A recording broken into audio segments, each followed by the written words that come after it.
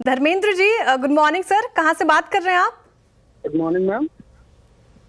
जी sir, कहाँ से बात कर रहे हैं, कहाँ से बोल रहे हैं आप? उत्तर प्रदेश रायबरेली से बोल रहा हूँ।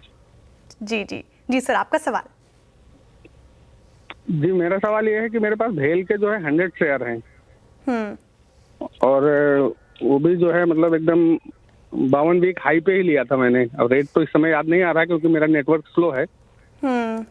335 पे लिए थी आपने, क्योंकि 52 भी खाई तो 335 का है। ठीक है, लॉन्ग टर्म के लिहाज से होल्ड करना चाह रहे हैं, शॉर्ट टर्म के लिहाज से क्या करना चाहिए? इससे एग्जिट होना चाहिए या इसको एवरेज करें या फिर क्या करें?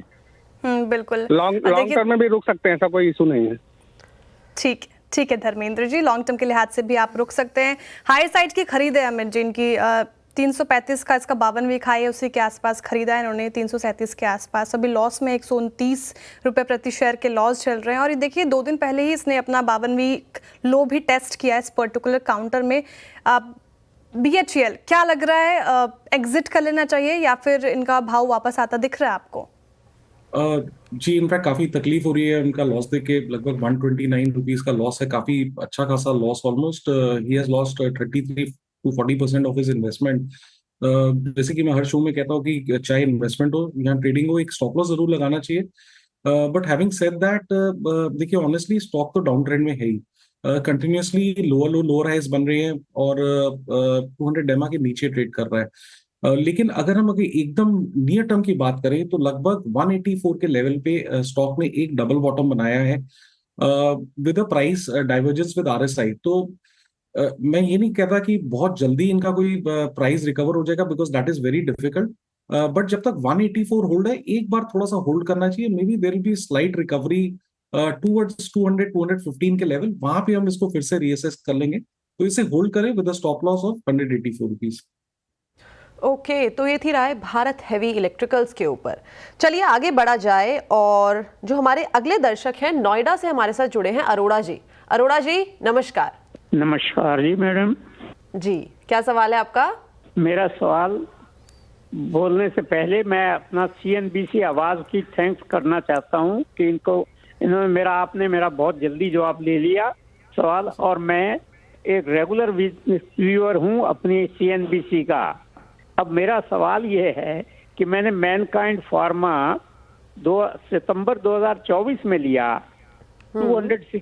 2614 पर, और अपने मन में लगा लिया था कि भाई 2800 के करीब आ जाएगा तो मैं सेल कर दूंगा।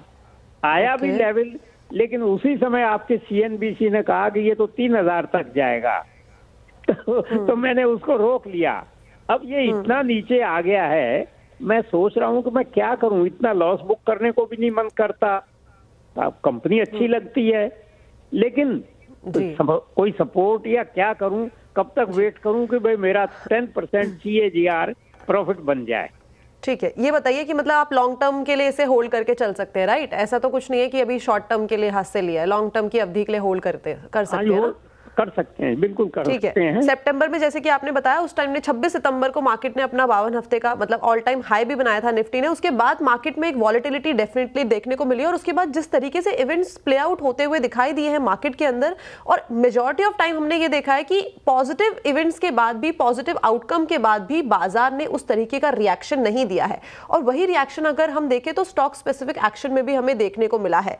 अमित सर देखिए, इनकी जो खरीद है वो 2600 के आसपास है, 2614 रुपए टू बी वेरी पर्टिकुलर। और इस टाइम पे जो शेयर है वो करेक्ट होके आ गया है 2320 पे, यानी कि काफी नुकसान तो ऑलरेडी है। लेकिन एक अच्छी चीज इसमें यह है कि जो इनका होराइजन है वो काफी लंबी अवधि का है। क्या करना चाहिए यहाँ पे? होल्ड करना चाहिए या जैसे ही अपना बाइंग का लेवल मिले वहां से अपनी पोजीशन को काट लेना चाहिए? जी मैम, सुन के अच्छा लगा कि इनका एक लंबी अवधि का नजरिया है। बट अगर लंबी अवधि का भी नजरिया है तो बेसिकली हमारा डिसीजन इमोशनल बेसिस पे नहीं लेकिन चार्ट्स पे बेस होना चाहिए। ओवरऑल अगर हम देखें तो चार्ट्स का स्ट्रक्चर वीक है। 200 डे मूविंग एवरेज के नीचे स्टॉक ट्रेड कर रहा है और वीकली सपोर्ट लगभग 2350 के आसपास आता है, वो भी स्टॉक ने ब्रेक कर दिया है। तो जब तक 2350 2400 ना रिगेन करे, यहाँ पे एक थोड़ी सी नियर टर्म वीकनेस बनी रहेगी, टू बी वेरी ऑनेस्ट। और मैं इनको भी यही सलाह देता हूँ कि कहीं पे भी आप देखिए स्टॉप लॉस प्लीज लगाएं कोई भी पोजीशन में, अदरवाइज जैसा कि आप देख रहे हैं लगभग 300 रुपए का इनको लॉस है। तो स्ट्रक्चर वीक है, मैं इनको यहाँ पे होल्ड करने की तो नहीं सलाह दूंगा, कोई भी बाउंस आए तो निकलने की कोशिश करें। कोई भी बाउंस आए निकलने की कोशिश मैनकाइंड से फिलहाल। लेकिन अरोड़ा जी बहुत बहुत शुक्रिया आपका CNBC आवाज़ को इतना प्यार दिया, इतने प्यारे शब्द आपने बोले चैनल के लिए, और जिस तरीके से राय दी गई है मैनकाइंड पे उसको आप इम्प्लीमेंट करें, ज़रूर आप बिल्कुल प्रॉफिट में आएंगे। और चलिए अब अगले सवाल की ओर बढ़ते हैं और तालीम रजा जी हमारे साथ जुड़ रहे हैं राजस्थान से। तालीम जी सुप्रभात सर। जी मैम, गुड मॉर्निंग। कोई भी बाउंस आए निकलने की कोशिश। एक बार म्यूट कीजिएगा टीवी तालीम जी और अपना सवाल पूछिए। जी मैम, आइडिया के वोडाफोन आइडिया के शेयर लिए हुए 10,643 शेयर पड़े हैं, 18.17 पैसे के हिसाब से लिए हुए हैं मैम। सवाल की ओर बढ़ते हैं। ठीक है, ठीक है। वोडाफोन आइडिया काफ़ी ज़्यादा क्वांटिटी में लेके रखा है इन्होंने, 10,646 शेयर्स इनके पास, 8 रुपये के भाव पर। और देखिए लॉस प्रॉफिट में तो नहीं है फिलहाल, लेकिन जिस तरीके से स्ट्रक्चर दिख रहा है अमित जी काफ़ी वीक है, और हम आए दिन इस पे बात भी करते रहते हैं। क्या करना चाहिए, अभी बचे हैं निकल जाएं या फिर होल्ड करें वोडाफोन आइडिया? अब आपने बिल्कुल सही कहा कि इन लेवल्स पे कोई इनको विशेष लॉस नहीं है, तो before going into the details मेरी सलाह तो ये है कि आप इसमें से एग्जिट कर जाएं। और वोडाफोन आइडिया में मैं ये भी कहना चाहता हूँ कि हमारे चैनल पे इस पे कई बार डिस्कशन हुई है और अनुज सर ने भी फंडामेंटली काफी बार एक्सप्लेन किया है कि as a trader and investor हमें ये स्टॉक को अवॉइड करना चाहिए। 8 रुपए 16 पैसे देख के ये नहीं समझना चाहिए कि ये चीप है, क्योंकि इसमें बहुत सारे फंडामेंटली इश्यूज हैं और टेक्निकली भी वीक है। इस चैनल पे कई बार हमने सबने कहा है कि इसको अवॉइड करें, तो मैं उसी सलाह से सहमत हूँ, वो टेक्निकली एंड फंडामेंटली, कि इस स्टॉक को अवॉइड करें। और आपको तो वैसे भी कोई लॉस नहीं है तो यहाँ से निकल जाए। ओके, तो ये थी राय वोडाफोन आइडिया, काफी ज्यादा चर्चित स्टॉक ये मार्केट के अंदर बना हुआ रहता है। चलिए आगे बढ़ते हैं, अब वापस से नोएडा ही चला जाए। नोएडा से चंदन जी हमारे साथ जुड़े हैं। चंदन जी नमस्कार। नमस्कार ma'am, good morning. Good morning. Ma'am मेरा क्वेश्चन कमिंस इंडिया से रिलेटेड है। मैंने स्टॉक बाई किया है ट्रेडिंग होराइजन के लिए, अप टू 3 मंथ होल्ड कर सकता हूँ उसको, और अभी कुछ लॉस में है वो। तो मुझे ये जानना था कि क्या इसमें एग्जिट करना चाहिए, बाउंस का वेट करूं, और इसके अगर मैं एग्जिट करता हूं तो कौन सा दूसरा सूटेबल काउंटर है सिमिलर सेगमेंट में जहां मैं इन्वेस्ट कर सकता हूं? ओके, तो कमिंस इंडिया की बात हो रही है। अगर कमिंस इंडिया का चार्ट देखा जाए तो वैसे तो ओवरऑल अगर स्ट्रक्चर है तो इस टाइम पे वीक है, बट पिछले एक हफ्ते में जहां पे मार्केट के अंदर का काफ़ी ज़्यादा वॉलेटिलिटी हमें देखने को मिली है, कमिंस इंडिया में एक अच्छी खासी तेज़ी का लेवल हमें देखने को मिला है। 5 से 6% का इजाफा कमिंस इंडिया में पिछले एक हफ्ते में आता हुआ दिखाई दिया है।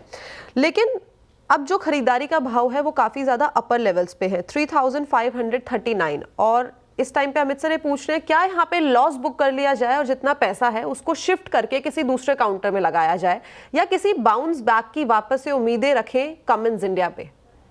नहीं कंचन जी, यहाँ पे अब इन लेवल्स पे लॉस नहीं बुक करना चाहिए। स्टॉक में एक अच्छा खासा करेक्शन हो गया है, और अच्छी बात ये है कि ये जो हम बाउंस देख रहे हैं ये एक वीकली सपोर्ट से बाउंस आया है, और यहाँ पे एक सॉर्ट ऑफ डबल बॉटम भी है। करंट सत्र में हम देखें तो स्टॉक ने अपना 10 और 20 डेमा रिगेन किया है। एकदम नियर टर्म की बात करें तो देयर इज अ पॉसिबिलिटी कि स्टॉक इज हेडेड फॉर 2900, 2950, 3000, वहां पे हम फिर से रिव्यू कर सकते हैं। तो इसको अब होल्ड करना चाहिए, क्योंकि it has done significant correction and showing science of reversal. Stop loss जो हमारा वीकली सपोर्ट लगभग 2700 के आसपास आता है, आप 2700 का स्टॉप लॉस लगा के होल्ड करें for near term targets of 2950, 3000। वहां पे हम एक बार फिर इसको रीअसेस कर लेंगे। कमेंट्स अभी फिलहाल निकलने की राय नहीं है। स्टॉप लॉस देखिए 2700 का लगाकर आप होल्ड कर सकते हैं। तो फिलहाल ये रणनीति कमेंट्स पर। चलिए अब